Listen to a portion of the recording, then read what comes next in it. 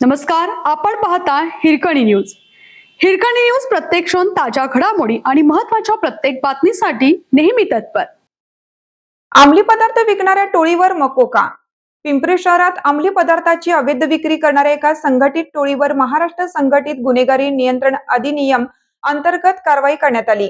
अंमली पदार्थ विकणाऱ्या टोळीवर 2026 मधील मकोकाची पहिली कारवाई झाल्याचे पोलिसांनी सांगितले.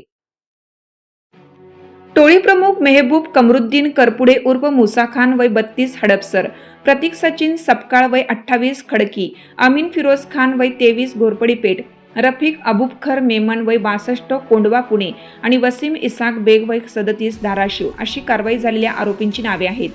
पोलिसांनी दिलेल्या माहितीनुसार सांगवी पोलीस ठाण्याच्या हद्दीत 12 डिसेंबर 2025 रोजी दोघांना अंमली पदार्थाची विक्री करताना रंगेहात पकडलं होतं.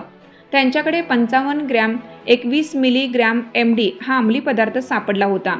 आरोपी एका संघटित टोळीच्या माध्यमातून हा व्यवसाय करीत होते. पोलिसांनी या कारवाईत MDसह मोबाईल फोन आणि एक 4चाकी वाहन असा एकूण 8,69,900 रुपयांचा मुद्देमाल हस्तगत केला. आरोपींवर यापूर्वीही अनेक गुन्हे दाखल असल्याचे तपासात समोर आले आहे. अंमली पदार्थाविरोधात पथकाचे वरिष्ठ पोलीस निरीक्षक महेश पाटील यांनी या टोळीवर मकोका लावण्याचा प्रस्ताव सादर केला होता. त्याला अप्पर पोलीस आयुक्त सारंग आव्हाड यांनी मंजुरी दिली आहे.